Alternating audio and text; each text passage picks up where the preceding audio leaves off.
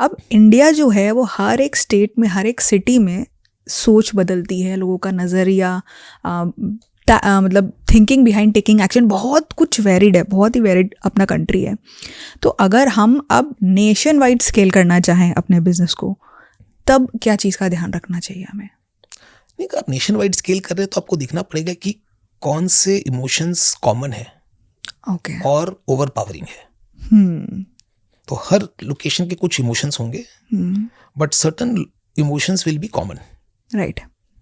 और वो इमोशन कौन से हैं जो कि डिसीजन ड्राइव करते हैं, एक्शन ड्राइव करते हैं।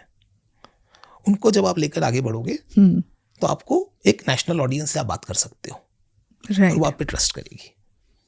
कोई एग्जांपल दे सकते हो, किसी ब्रांड ने इसको बहुत अच्छे से समझा है? नहीं, इंडिया के बहुत से एफएमसीजी ब्रांड जो बहुत सक्सेसफुल हैं, अधिकतर ने काफ़ी अडेप्शन किया है।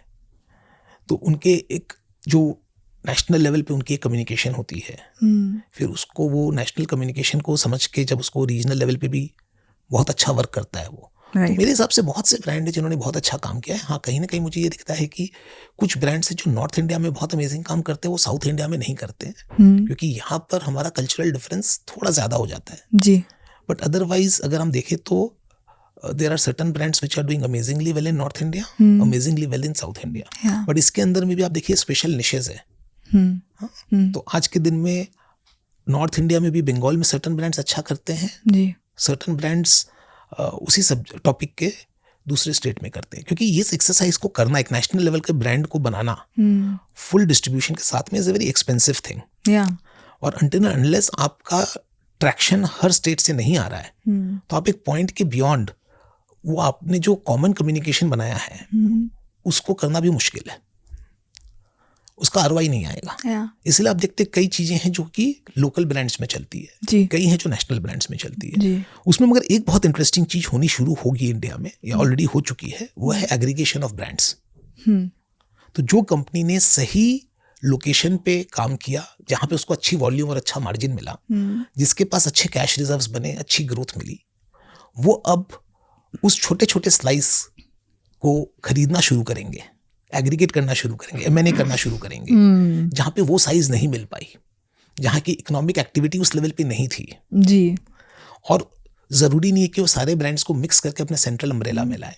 They might run them all as separate brands, because those specific brands have understood the nuances of that particular regional demography. तो ये आप देखेंगे ये यूएस में बहुत हुआ, अब इंडिया में भी हो रहा है और ये इंडिया में काफी बढ़ेगा। जी। ओके। चलिए, नेशनली भी स्केल हो गए, अब इंटरनेशनली अगर स्केल करना है, वहाँ पे क्या चीज़ मायने रखता है?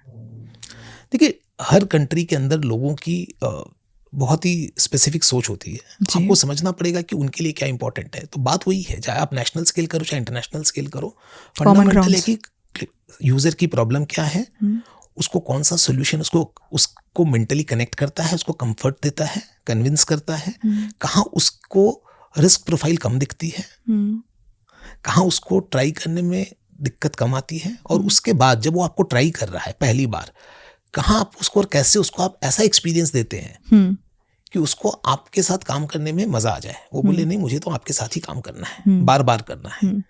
तो जिसको हम ब्रांड के रूप में बोलते हैं, ब्रांड अनफॉर्चुनेटली बहुत ही मिसयूज्ड वर्ड है, खासकर बिजनेस स्कूल्स ने इसको बहुत ज्यादा ही मिसयूज कर दिया है।